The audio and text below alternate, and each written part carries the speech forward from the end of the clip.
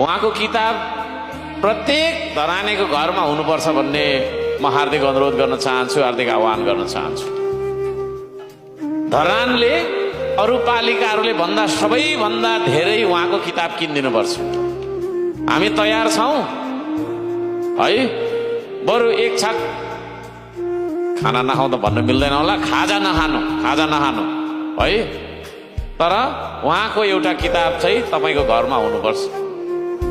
उहाँ के को लागि चाहिँ एउटा किताब बोकेर आइराख्नु भएको छ। यहाँ उहाँ अमेरिकामा बस्न सक्नुहुन्थ्यो, अस्ट्रेलियामा बस्न सक्नु, जहाँ गए पनि उहाँ बस्न सक्नुहुन्थ्यो, तर उहाँ अहिले किन यसरी चाहिँ घुमिराख्नु भएको छ भन्दाखेरि उहाँले डुब्दै गरेको यो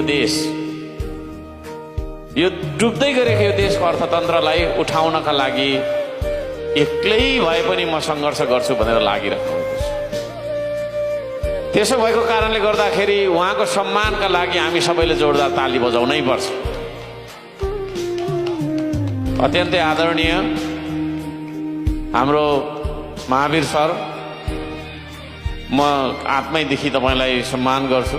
धरान उपमहानगरपालिकाले तपाईँलाई सम्मान गर्छ र तपाईँको त्यो उद्देश्य चाँडै प्राप्त होस्। त्यो यात्रामा तपाईँ एक्लो हुनुहुन्न, हामी सबैजना छौँ, सिङ्गो देश छ। र म नेपाल सरकारलाई पनि भन्न चाहन्छु, किताब बेचेर कारखाना चलाउनु पर्ने बाध्यता कतिन्जेल छैन यो देशमा रहनुपर्ने, किन रहनुपर्ने? उहाँ कुनै दलको नभएको कारणले गर्दाखेरि उहाँलाई पैसा नदिएको हो कि? म पनि कुनै दलको होइन र खोद्रे कागरी बोकिनु परेको छ।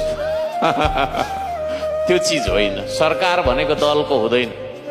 सरकार भनेको सारा नेपाली जनताको, नेपालको सरकार, देशको सरकार हुन्छ। त्यसो भएको कारणले गर्दाखेरि दलको सरकारको मान्यता अब हुनुहुँदैन। देशको सरकारको मान्यता हामीले स्थापित गर्नुपर्छ।